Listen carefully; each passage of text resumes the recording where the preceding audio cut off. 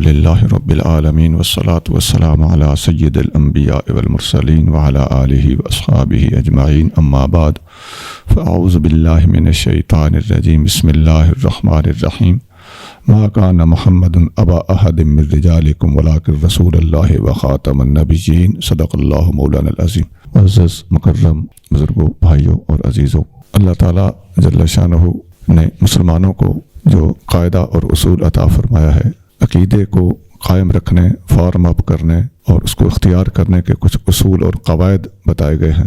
سب سے پہلے عقیدہ قرآن سے ثابت ہوتا ہے، پھر حدیث سے اور پھر امت کے اجماع سے ثابت ہوتا ہے۔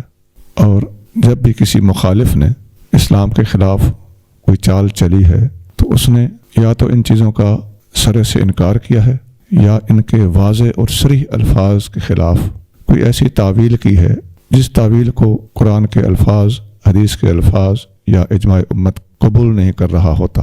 قرآن کا صاف انکار کرنے کی بجائے قرآن میں سے ہیرا پھیریاں کر کے لوگوں نے الفاظ کے مفہوم بگاڑ کر اپنے نظریات ثابت کرنے کی کوشش کی ہے۔ یہ حربہ صرف ختم نبوت کے منکرین ہی نہیں بلکہ پوری دنیا کے مخالفین اسلام کرتے چلے آ رہے ہیں۔ یہ بڑا اہم پوائنٹ ہے جس کو نوٹ کرنے کی سخت ضرورت ہے کہ صرف ایک طبقہ، ایک فرقہ، ایک گروہ نہیں بلکہ تمام مخالفین اسلام کا یہی حربہ ہر دور میں رہا ہے۔ مثلا عیسائیوں نے نبی کریم صلی اللہ علیہ وسلم کے سامنے کہا تھا کہ آپ کے قرآن میں ہمارے عیسیٰ علیہ السلام کو روح اللہ اور کلمۃ اللہ کہا گیا ہے، تو پھر ان کی الوہیت اور خدائی میں کیا شک رہا؟ تو قرآن کی سورۃ آل عمران کی ابتدائی آیتیں انہیں کا رد کرتے ہوئے نازل ہوئی تھیں، جن میں اللہ نے واضح فرمایا کہ قرآن کے اندر تو محکم اور واضح اور صاف الفاظ موجود ہیں کہ اللہ کے سوا کوئی عبادت کا حقدار نہیں، اور یہ الفاظ بھی قرآن میں موجود ہیں کہ اللہ ایک ہے، قل هو اللہ احد اور لا الہ الا اللہ۔ تو ایسے واضح اور شفاف الفاظ کے ہوتے ہوئے یہ کلمات اللہ اور روح اللہ کے ذریعے سے اپنا عقیدہ ثابت کرنا، اس کا کیا تک بنتا ہے؟ کلمات اللہ کا تو معنی یہ ہے کہ ان کو اللہ کے کلام کے دم کرنے سے جنم ملا یا ان کا حمل ٹھہرا، اور روح اللہ کا مطلب یہ ہے کہ روح الامین نے یا ایک پھوکے نے ان کے حمل کو قرار دیا، اس کا تو یہ مطلب ہے۔ تو جو چیز سمجھنے والی ہوتی ہے اس چیز کو مضبوط، محکم، صریح اور واضح چیز کی طرف لوٹا کے سمجھا جاتا ہے، اور ہمیشہ گمراہ لوگ اور دشمنان اسلام محکمات کو غیر واضح اور متشابہ چیزوں کی طرف لوٹاتے رہے ہیں۔ اصول کیا ہے کہ اس قسم کی غیر واضح چیزوں کو ان چیزوں کی روشنی میں سمجھو جو واضح ہیں، اور مخالفین کا کیا طریقہ ہے؟ واضح چیزوں کو ان چیزوں کی طرف پھیر دیتے ہیں جو غیر واضح ہیں اور جن کے اندر صراحت اور تصریح اور واشگاف الفاظ موجود نہیں ہوتے۔ یہ ایک علمی پوائنٹ ہے، اور خاص طور سے طلباء کے لیے اور جو اس فیلڈ میں کام کرتے ہیں ان کے لیے یہ بڑا واضح نقطہ ہے کہ قطعیات کے ہوتے ہوئے متشابہات نہیں چلتی، اور واضح الفاظ کے ہوتے ہوئے ہیرا پھیریاں کام نہیں دیتی، اور یہ صرف ختم نبوت کے منکرین ہی نہیں بلکہ اسلام کے ہر دشمن نے یہ حربہ اختیار کیا ہے۔ اب عیسائیوں کی ایک مثال میں نے آپ کے سامنے رکھ دی، اسی طرح ہندو بھی اپنا تناسخ اور نسخ ثابت کرنے کے لیے، عقیدہ تناسخ ثابت کرنے کے لیے قرآن شریف کے اندر جو انسانوں کا اور چند یہودیوں کا بندر کی شکل میں بگڑ جانا بیان ہوا ہے اس کا سہارا لیتے ہوئے اپنا نسخ ثابت کرتے۔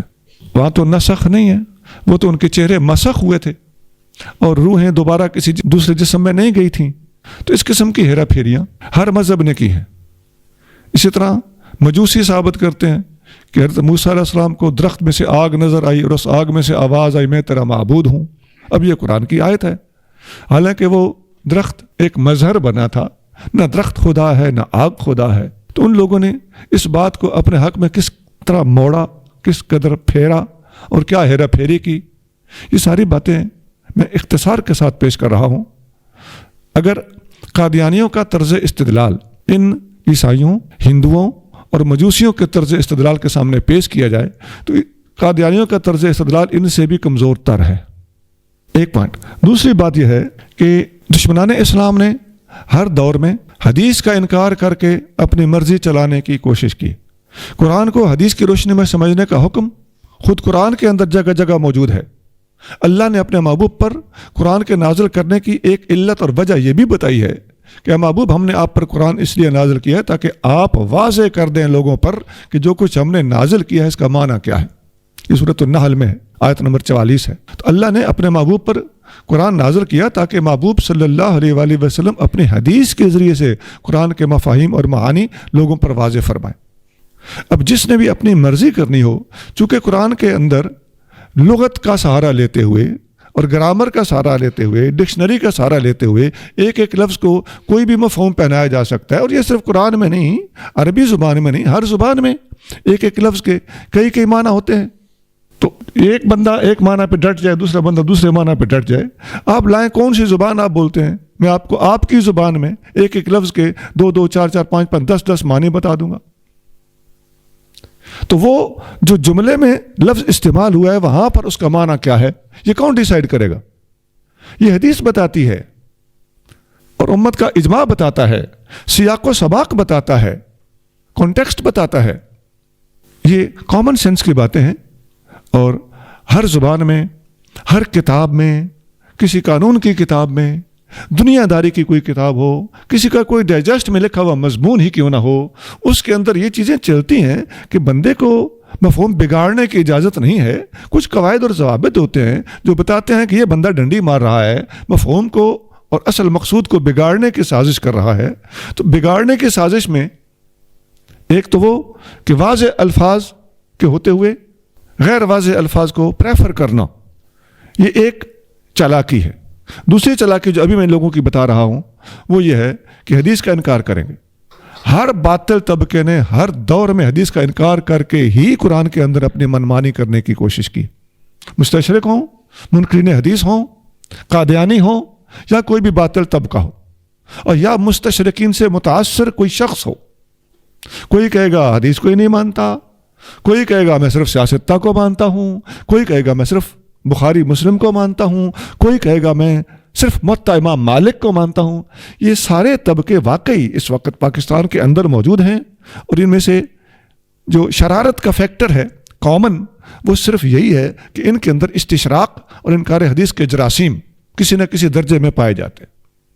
اصل میں حدیث صحیح ہونی چاہیے، بات اتنی سی ہے، کتاب کی کوئی پابندی نہیں ہے، سند کے اوپر پابندی ہونی چاہیے کہ سند صحیح ہو۔ اس بارے میں حضرت عمر فاروق رضی اللہ تعالیٰ عنہ کا ایک معروف قول ہے، شفا شریف میں موجود ہے۔ آپ فرماتے ہیں کہ اے مسلمانوں، جب بھی کسی منکر حدیث سے اور خارجی سے گفتگو ہو تو ان سے بحث کا طریقہ یہ ہے کہ جب یہ تمہارے سامنے قرآن پڑھیں تو تم نے ان کے سامنے حدیث پڑھنی۔ یہ کہیں گے قرآن میں یوں لکھا ہے، آپ نے کہنا ہے قرآن میں واقعی ایسے لکھا ہے، لیکن نبی کریم صلی اللہ علیہ وآلہ وسلم جن پر یہ قرآن نازل ہوا ہے انہوں نے اس آیت کا یہ معنی بتایا ہے، تو وہ بندہ پکڑا جائے گا۔ بڑی آسان سی بات حضرت فاروق اعظم نے فرمائی ہے، بلکہ آپ فرماتے ہیں کہ ان اصحاب سنت اعلم بکتاب اللہ، بلکہ جو حدیث اور سنت کا ماہر ہوتا ہے وہ قرآن کا معنی بہتر جانتا ہے، اس کو زیادہ قرآن آتا ہوتا ہے جو حدیث کا بھی ماہر ہوتا ہے۔ تو یہ ایک اصول تھا جو دوسرے نمبر پر میں نے آپ کے سامنے رکھا ہے۔ اور تیسری شرارت جو دشمنان اسلام کرتے ہیں، اور آپ اس وقت جگہ جگہ لوگوں کو یہی شرارت کرتا ہوا دیکھ سکتے ہیں، وہ یہ ہے کہ امت کے متفقہ فیصلوں، امت کے علماء، امت کے مجددین، امت کے اولیاء، ان کے خلاف زبانیں تان دراز کرنا، صحابہ کرام کے خلاف بولنا۔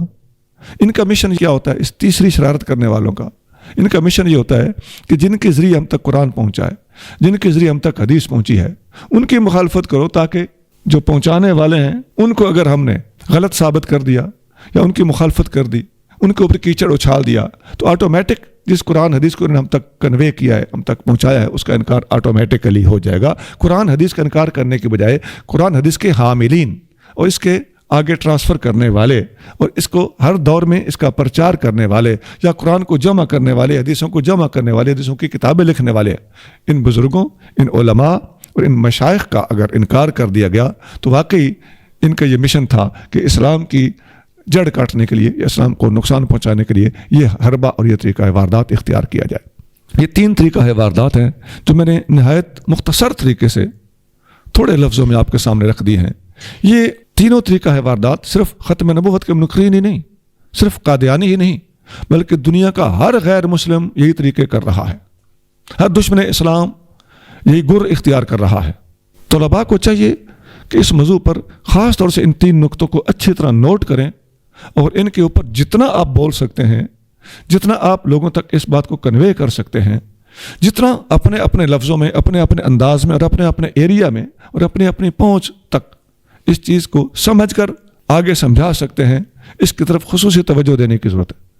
اس سے ایک فائدہ یہ بھی ہوگا کہ خاص طور سے جو ختم نبوت کے منکرین ہیں ان کے سامنے آپ حق واضح کر سکیں گے اور دنیا کے سامنے آپ حق واضح کر سکیں گے کہ یہ تو ان کا تو سارا طریقہ کار عیسائیوں والا ہے، ان کا سارا انداز گفتگو یہودیوں والا ہے، ان کا سارا طریقہ تحقیق ہندوؤں والا ہے، ان کی ساری ریسرچ بالکل مجوسیوں سے اکارڈنس رکھتی ہے۔ تو یہ ایک بہترین طریقہ کار ہے اور بالکل لاجیکل بھی ہے اور حقائق پر مبنی ہے، اور ہم پوری ایمانداری کے ساتھ یہ بات کہہ رہے ہیں کہ واقعی قادیانی بالکل ہندوؤں، مجوسیوں، یہودیوں اور عیسائیوں کی طرح استدلال کرتے ہیں، اور اس استدلال کے معاملے میں ان میں اور ان میں کوئی فرق نہیں ہے۔ ویسے بھی غیر مسلم ہونے کی حد تک یہ بالکل ان میں ہی شامل ہے۔ اسلام نے ایک ہمیں لگا بندہ طریقہ عطا فرمایا نا، وہ طریقہ آخر اسلام کی بقا کا، عقائد کے تحفظ کا کیا ہونا چاہیے تھا؟ وہ یہی ہے کہ قرآن اور قرآن کی تصریحات، حدیثیں اور حدیثوں کی تصریحات، اجماع امت اور اجماع امت کے اندر آنے والے واضح الفاظ، ان کا پاس رکھا جائے۔ اس کے علاوہ اسلام کہیں اور محفوظ ہونا چاہیے تھا۔ تو اسلام کا نام تو تم لیتے ہو، لیکن اسلام کے محفوظ ہونے کا کوئی سورس ہمیں تم بتا دو۔ یہی کہ جس چیز کو چاہا مان لیا، جس چیز کو چاہا نہ مانا۔ کوئی اصول اور قاعدہ ہے تو اگر تمہارے اندر جرت ہے تو آؤ میدان میں، ہم نے اصول اور قاعدہ پیش کیا ہے، تم اور اصول اور قاعدہ پیش کرو جس کی روشنی میں اسلام کی بقا کی ضمانت ملتی ہو۔ نہیں مل سکتی تمہارے اصولوں کے مطابق، یہی اصول ہے جو ہم نے پیش کیا ہے، اور یہ اگر اصول ہے اور یہ واقعی یہ اصول ہے تو یہ اصول تو جس طرح تمہیں ٹھکرا رہا ہے اسی طرح ہندوؤں، عیسائیوں، مجوسیوں، یہودیوں کو بھی ٹھکرا رہا ہے، اور تم سارے ایک پیج پر ہو، اسلام تم سب کے مقابلے پر دوسرے پیج پر موجود ہے۔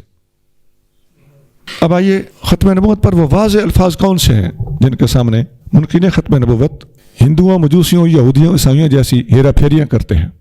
وہ واضح الفاظ کون سے؟ ختم نبوت کے بارے میں قرآن کی معروف آیت سورۃ احزاب کی آیت نمبر 40 ہے۔ اللہ کریم ارشاد فرماتا ہے، ما کان محمد ابا احد من رجالکم ولکن رسول اللہ وخاتم النبیین۔ محمد صلی اللہ علیہ وسلم تمہارے مردوں میں سے کسی ایک کے بھی والد نہیں ہیں، ہاں اللہ کے رسول ہیں، یعنی روحانی والد ہر کسی کے ہیں، وخاتم النبیین اور آخری نبی ہیں، خاتم النبیین ہے۔ اب اس آیت میں لفظ خاتم النبیین استعمال ہوا ہے۔ اب خاتم کا لفظ اور خاتم النبیین کا لفظ، اس کا معنی ہمیں کون بتائے گا؟ لغت بتائے گی۔ گرامر تو قرآن کے بہت سے دوسرے لفظوں کا بھی ایک ایک لفظ کا کئی معنی بتاتی ہے۔ الحمد سے لے کے والناس تک حمد کے آپ کو کئی معنی مل جائیں گے، الناس کے آپ کو کئی معنی مل جائیں گے۔ ڈیسائیڈڈ معنی کون سا ہوگا، ایکوریسی کس میں ہوگی، جو اللہ نے دوسرے مقام پر یا نبی کریم صلی اللہ علیہ وسلم نے حدیث کے اندر بیان کیا ہوگا، یا امت نے اس کو اجماعی طور پر اور متفقہ طور پر اختیار کر لیا ہوگا۔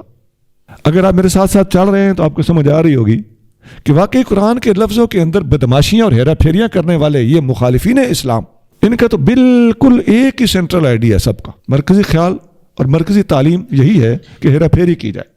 خاتم النبیین کا معنی نبی کریم صلی اللہ علیہ وآلہ وسلم نے خود واضح فرمایا ہے۔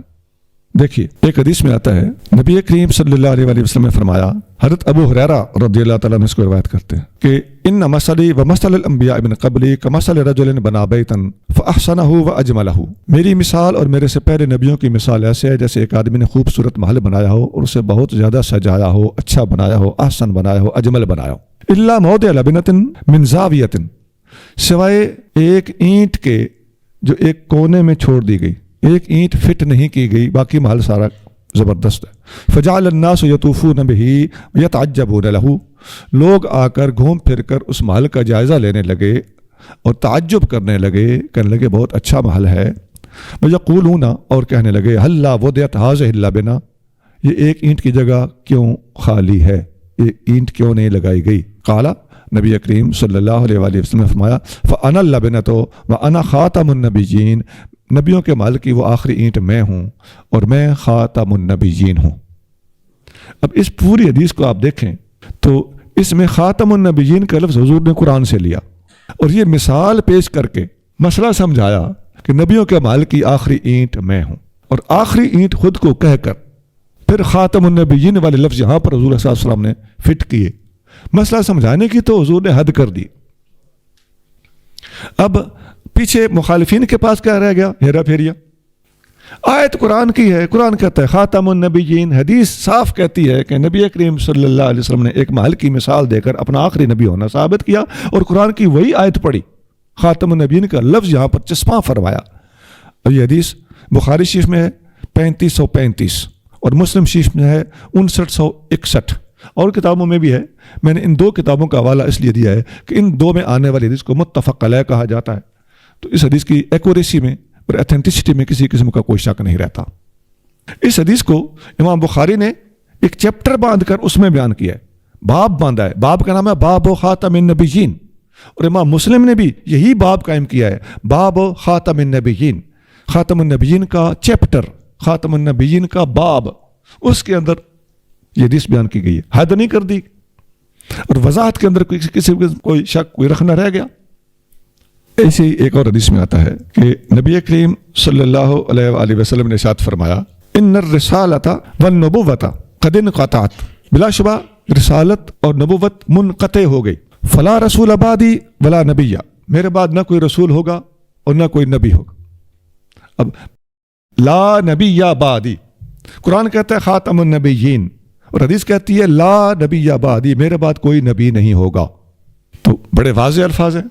پہلے والی حدیث میں یہ الفاظ نہیں تھے، وہ کسی اور طریقے سے اس مسئلے کو سمجھا رہی تھی، اور اس حدیث کے اندر وہی ختم نبوت کا مسئلہ دیگر الفاظ کے ساتھ سمجھایا جا رہا ہے کہ لا نبی بعدی، میرے بعد کوئی نبی نہیں ہوگا۔ یہ حدیث ترمذی شریف میں ہے اور حدیث نمبر 2272، اور مسند احمد میں ہے حدیث نمبر 13831۔ ایک اور حدیث میں سنیے، نبی کریم صلی اللہ علیہ وآلہ وسلم ارشاد فرماتے ہیں کانت بنو اسرائیل تسوسہم الانبیاء، بنی اسرائیل میں لوگوں کی اصلاح کا کام نبیوں کے ذمے تھا۔ کلما ہلک نبی خلفہ نبی، ایک نبی کی وفات ہوتی تھی تو دوسرا نبی آ جاتا تھا۔ وَإِنَّهُ لَا نَبِيَّ بَعْدِي، لیکن میرے بعد کوئی نبی نہیں ہوگا۔ یہاں بھی الفاظ ہیں لا نبی بعدی، لیکن یہاں ایک کانٹیکسٹ بڑا زبردست ہے جو پہلے دونوں حدیثوں سے جدا گانا ہے۔ وہ کیا ہے کہ بنی اسرائیل میں پے در پے نبی آتے تھے، اور وہ جو پے در پے نبی آتے تھے وہ کون سے ہوتے تھے؟ پے در پے کا لفظ بتا رہا ہے کہ وہ سارے صاحب کتاب نہیں ہوتے تھے، کتاب والے نبی تو بڑے وقفے کے بعد آتے تھے، باقی انبیاء انہی کتابوں والوں کے انڈر ورکر، پرچارک، اور انہی کی دین اور شریعت کی تبلیغ کرنے والے ہوتے تھے۔ اچھا آگے فرمایا وَسَيَكُونُ خُلَفَاء، میرے بعد کون ہوگا؟ فرمایا خلفاء ہوں گے۔ لفظ خلفاء اپنے بعد نبی نہیں فرمایا، وَسَيَكُونُ انبیاء ایسا نہیں ہے، فرمایا وَسَيَكُونُ خُلَفَاء، میرے بعد خلفاء ہوں گے، اور پھر فرمایا فَيَكْثُرُونَ، اور کثرت سے ہوں گے۔ یعنی کثرت کا لفظ بھی خاص طور سے ختم نبوت کی ایک جداگانہ دلیل بن رہا ہے کہ اگر ان خلفاء سے بھی کوئی بندہ ہیرا پھیری کر کے کہ جی خلفاء نبی بھی تو خلیفہ ہو سکتا تھا نا، تو فرمایا فَيَكْثُرُونَ، وہ کثرت سے ہوں گے۔ یہ نہیں کہ 1400 سال کے بعد ایک آ جائے، تو کثرت سے ہوں گے۔ یہ کثرت بتا رہی ہے کہ خلفاء سے مراد انبیاء نہیں ہیں، اور انبیاء کی تو پہلے نفی بھی ہو چکی ہے لا نبی بعدی کہہ کر۔ قالوا فماذا تأمرنا یا رسول اللہ، صحابہ کرام نے پوچھا یا رسول اللہ آپ ہمیں کیا حکم دیتے ہیں، ہم ان میں سے کس کی پیروی کریں؟ تو فرمایا فو بیعت الاول فالاول، جس کے ہاتھ میں ایک دفعہ بیعت کر لو اسی کی بیعت نبھاؤ، اسی کی بیعت نبھاؤ۔ آتوا حقا، تم ان کا حق ادا کرتے رہو، فإن اللہ سائلہم عما استرعاہم، اللہ تعالیٰ ان کی پبلک اور ان کی رعایا کے بارے میں خود ان سے پوچھ لے گا۔ یہ حدیث بخاری میں ہے حدیث نمبر 3455، اور مسلم میں ہے حدیث نمبر 4773، یہ بھی متفق علیہ حدیث، اور کتابوں میں بھی ہے۔ میں نے پہلی حکمت کے تحت انہی دو کتابوں پر اکتفا کیا۔ اب یہ 3 حدیثیں آپ سن چکے، حدیثوں کا سلسلہ اتنا طویل ہے کہ 250 سے بھی اوپر حدیث ہیں۔ ایک اور حدیث میں آتا ہے کہ نبی کریم صلی اللہ علیہ وآلہ وسلم نے فرمایا اول الانبیاء آدم وآخرہم محمد، نبیوں میں سب سے پہلے نبی آدم ہے اور آخری نبی محمد ہیں صلی اللہ علیہ وآلہ وسلم. اب پہلے نبی آدم ہوں اور آخری نبی محمد صلی اللہ علیہ وسلم ہوں اور لفظ آخر بولا گیا ہو. اب خاتم کے اندر جتنی ہیرا پھیریاں ان لوگوں نے کی، آخر کے اندر کیا ہیرا پھیری کرے گا؟ لفظ آخر موجود ہے اور یہ حدیث طبرانی میں موجود ہے، حدیث نمبر 39 ہے، اور حضرت ابو ذر غفاری رضی اللہ تعالیٰ عنہ اس کو روایت کرتے ہیں. اسی طرح ایک اور حدیث میں آتا ہے، نبی کریم صلی اللہ علیہ وآلہ وسلم نے ارشاد فرمایا، انا آخر الانبیاء، میں نبیوں میں سے آخری ہوں. اب یہ بھی آخر کا لفظ، میں آخری نبی ہوں. فإن مسجدی آخر المساجد، میری مسجد نبیوں کی آخری مسجد، یعنی مسجد تک کی وضاحت کر دی. مسجد نبی کے بعد کسی نبی کی مسجد نہیں بنے. یہاں پھر قادیانی ہیرا پھیری کر سکتے ہیں اور کرتے بھی ہیں کہ آخری مسجد کا لفظ ہے تو مسجد تو آخری نہیں ہے حضور والی، اس کے بعد مسجدیں بنی ہیں. تو اس کی وضاحت خود حدیث کے اندر موجود ہے.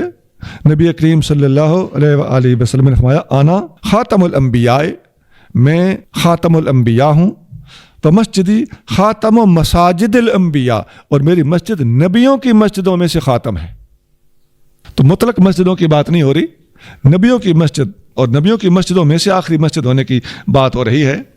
یہ مصنفات ابو جعفر اس کے اندر حدیث نمبر 216 ہے، الترغیب و ترہیب میں حدیث نمبر 1771 ہے، اور مجموع الزوائد میں 5855 ہے. یہ خاتم و مساجد الانبیاء والی حدیث کی تخریج ہے، اس کے حوالے ہیں جو میں نے آپ کے سامنے رکھ دیا. ایک حدیث میں آتا ہے کہ نبی کریم رؤوف الرحیم صلی اللہ علیہ وآلہ وسلم نے ارشاد فرمایا، میرے بعد اگر کسی نے نبی ہونا ہوتا، لو کان بعدی نبی، اگر میرے بعد کوئی نبی ہونا ہوتا، لکان عمر بن الخطاب، تو عمر بن خطاب ہوتا. یعنی اس ایک مفروضہ بھی بتا کے آپ نے اس مسئلے کو مزید واضح فرمایا کہ اگر کوئی ہونا ہوتا تو عمر بن خطاب ضرور ہوتا، اور عمر بن خطاب نہیں ہے تو اس کا مطلب ہے کہ کوئی بھی نہیں ہے. پھر تو اگر ہونا ہوتا کی مثال دے کر یہ ایک جداگانہ انداز آپ صلی اللہ علیہ وسلم نے اختیار فرمایا ہے. اور باقی تمام حدیثیں جو آپ کے سامنے رکھی جا رہی ہیں ان میں سے ہر حدیث کا انداز جداگانہ ہے، الفاظ تھوڑے تھوڑے فرق کے ساتھ ہیں، مفہوم 100% ایک ہے، اور مختلف الفاظ استعمال کر کے ایک ہی مسئلے کو نبی کریم صلی اللہ علیہ وسلم واضح کرنے کا حق ادا فرما رہے. اور اب اگر کوئی نبوت کا دعویٰ اس کے باوجود کرتا ہے تو ایسے بدبخت کے بارے میں بھی نبی کریم صلی اللہ علیہ وآلہ وسلم نے بڑی واضح حدیث ارشاد فرمایا، لا تقوم الساعة حتى يبعث الدجالون كذابون قریبا من 30. قیامت اس وقت تک قائم نہیں ہوگی جب تک 30 جھوٹے کھڑے نہ ہو جائیں، کلہم یزعم انہ رسول اللہ، ان میں سے ہر ایک یہ دعویٰ کرے گا کہ وہ اللہ کا رسول ہے. اس کا مطلب یہ ہوا کہ پہلے تو ختم نبوت کا مسئلہ مختلف الفاظ سے واضح کیا، اور پھر ایک مفروضہ بتایا کہ اگر کوئی ہونا ہوتا تو عمر بن خطاب ضرور ہوتا، اور اب بھی اگر کوئی کھڑا ہوتا ہے تو سمجھ لو کہ قیامت تک اتنے بندے آتے رہیں گے، ان کی تعداد 30 ہوگی، اور وہ سب کے سب اپنے آپ کو اللہ کا رسول کہیں گے. اور یہ تو ہے بخاری میں 3609 اور مسلم میں 7342، اور کتابوں میں بھی ہے، میں نے انہیں دو پر اکتفا کر دیا. اور ترمذی میں اسی حدیث کو بیان کیا گیا ہے، اس کے الفاظ اس کے آگے مزید الفاظ ہیں، وہ کیا ہے، انا خاتم النبیین لا نبی بعدی، میں خاتم النبیین ہوں، میرے بعد کوئی نبی نہیں ہے.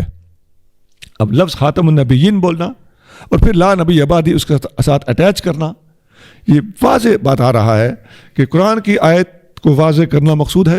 قرآن میں حضور صلی اللہ علیہ وسلم کو خاتم النبیین کہا گیا ہے، اور یہاں حضور صلی اللہ علیہ وسلم نے انا خاتم النبیین لا نبی بعدی بول کر آیت خاتم النبیین کی وضاحت لا نبی بعدی کے الفاظ کے ساتھ فرما دی ہے. گویا واضح، شفاف، صریح، محکم الفاظ کے اندر نبی کریم صلی اللہ علیہ وآلہ وسلم نے اپنا خاتم النبیین ہونا جو قرآن میں مذکور ہوا ہے اس کی وضاحت فرما دی، اور اپنے آخری نبی ہونے کا اعلان کرنے کا حق ادا کر دیا ہے. اب اس کے باوجود جتنے یہ لوگ ہیرا پھیریاں کرتے ہیں، یہ آپ یقین جان لیں جو میں نے بات آغاز میں کی تھی کہ اس قسم کی ہیرا پھیریاں ان سے بھی تگڑے طریقے سے ہندو کر رہے ہیں، عیسائی کر رہے ہیں، یہودی کر رہے ہیں، مجوسی کر رہے ہیں، بلکہ ہر دشمن اسلام کر رہا ہے. یہ ہماری گفتگو کا دوسرا حصہ تھا جس میں نبی کریم رؤوف رحیم صلی اللہ علیہ وسلم کا آخری نبی ہونا قرآن اور حدیث میں مذکور ہوا ہے. اب آپ صلی اللہ علیہ وآلہ وسلم کا آخری نبی ہونا یہ پوری امت کا بھی متفقہ فیصلہ چلا آ رہا ہے. ہر دور میں علماء اکرام نے اس موضوع کے اوپر صراحت کے ساتھ لکھا ہے. ہمارے پاس اس کی فہرست موجود ہے پہلی صدی میں نبی کریم صلی اللہ علیہ وسلم اور صحابہ کرام خود موجود ہیں، ان کے الفاظ آپ سن چکے ہیں۔ دوسری صدی میں، تیسری میں، چوتھی میں، حتیٰ کہ 14ویں صدی تک علماء نے صاف طور پر ہر دور میں اسی آیت کے تحت لکھا ہے کہ نبی کریم صلی اللہ علیہ وآلہ وسلم کے بعد کوئی نبی نہیں آ سکتا، اس پر پوری امت متفق۔ ہم یہ 1400 سال کا ریکارڈ اور ہر صدی کے علماء کے اقوال پیش کر سکتے ہیں۔ میں ان میں سے چند عبارتیں آپ کے سامنے پیش کرنے لگا ہوں۔ امام غزالی رحمۃ اللہ علیہ 505 ہجری میں فوت ہوئے۔ وہ اسی آیت کی تفسیر میں لکھتے ہیں، آیت خاتم النبیین کی تفسیر میں آپ فرماتے ہیں کہ ان الامۃ فہمت بالاجماع من هذا اللفظ ومن قرائن احوالہ انہ فہم عدم نبی بعدہ ابدا وعدم رسول اللہ ابدا وانہ لیس فیہ تعبیر ولا تخصیص۔ جو آیت ہے اس کے الفاظ سے امت نے اجماعی طور پر اور متفقہ طور پر اس کے الفاظ سے اور آپ صلی اللہ علیہ وسلم کے احوال کے قرائن سے یہی سمجھا ہے کہ آپ صلی اللہ علیہ وسلم کے بعد اب تک کوئی نبی نہیں ہو سکتا اور نہ ہی کوئی رسول ہو سکتا ہے۔ اس میں کسی قسم کی کوئی تعویل نہیں چلے گی، کوئی تخصیص نہیں چلے گی۔ یہ الاقتصاد فی العقائد امام غزالی کی کتاب ہے، اس کا صفحہ نمبر 125 ہے۔ امام غزالی 505 ہجری میں فوت ہوئے۔